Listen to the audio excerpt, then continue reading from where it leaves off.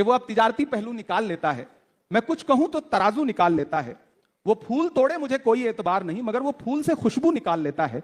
और मैं इसलिए भी तेरे फन की कद्र करता हूं, तो झूठ बोल के आंसू निकाल लेता है।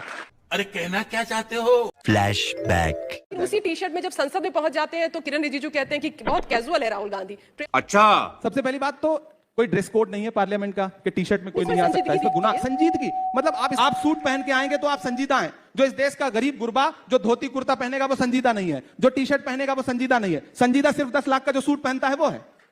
मुझे क्रेडिट नहीं चाहिए। लेकिन ये भी आरोप लगते हैं विपक्ष पर, क्योंकि संसद का आप जिक्र कर रहे हैं, ये भी आरोप लगते हैं कि कंस्ट्रक्टिव आप कुछ करते नहीं, संसद को डिस्ट्रैक्ट करने का काम करते हैं, तख्तियां लेकर पहुंच जाते हैं। संसद ऐसे नहीं चलेगा, विपक्ष को अपना एक कंस्ट्रक्टिव रोल भी निभाना संसद ऐसे पड़ेगा। चलेगा कि आदरणीय स्पीकर साहब आएंगे, चेयर पे बैठेंगे और उसके बाद कहेंगे बच्चों अटेंडेंस लगाओ।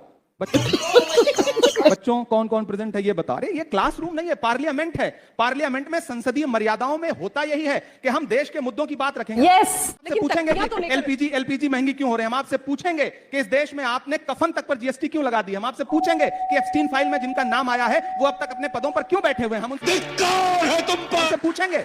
और जब हम ये पूछेंगे तो आप कहेंगे कि आप संसदीय मर्यादाओं का अपमान कर रहे हैं। कमाल की बात है। मतलब ये तो वही बात है ना कि आप जवाब देने के बजाय उल्टा विपक्ष से सवाल पूछ रहे हैं कि आप तख्ती मकर द्वार पर क्यों लेके आते हैं। मकर द्वार पे आपने बैठ के चाय बिस्किट क्यों खा ली। ये तो धोती खोल रहा है। आप प्रोटेस्ट कर रहे हैं कि लोगों को सिलेंडर नहीं मिल रहा है और मकर द्वार पर बैठकर आप चाय पी रहे हैं, तो ये दोनों ही विरोधाभास है। तो आप चाहते हैं भूखे मर जाएं? मतलब देश की जनता भूखों मर जाए, चाय भी ना पिए। मतलब चाय बेच करके आप प्रधानमंत्री होने की बात करेंगे, फिर चाहेंगे कि कोई चाय ना पिए। कैमरा बंद कर। जो ये झुठला रहे हैं कि कतारें नहीं है, कोई किल्लत नहीं है। प्रधानमंत्री खुद देश की पार्लियामेंट में खड़े होकर के कह रहे हैं कि कोरोना जैसी सिचुएशन हो सकती है। बात तो सही है। तो देश को खुद पैनिक किया प्रधानमंत्री ने। आज मीडिया के जरिए ये नैरेटिव बनाते हैं कि नहीं कोई किल्लत नहीं है। अरे अगर किल्लत नहीं है तो जाइए ना गांव में। आप बिहार में जिस जिले से हैं उस जिले में पता करवा लीजिए पेट्रोल पंप की लाइन है या नहीं, उस पे एलपीजी किसी को सही से मिल पा रही है, नहीं मिल पा रही है। सच्चाई है ये।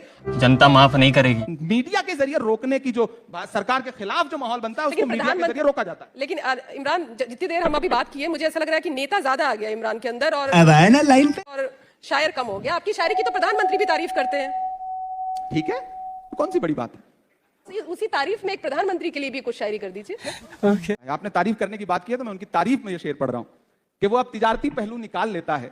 मैं कुछ कहूं तो तराजू निकाल लेता है। वो फूल तोड़े मुझे कोई एतबार नहीं, मगर वो फूल से खुशबू निकाल लेता है।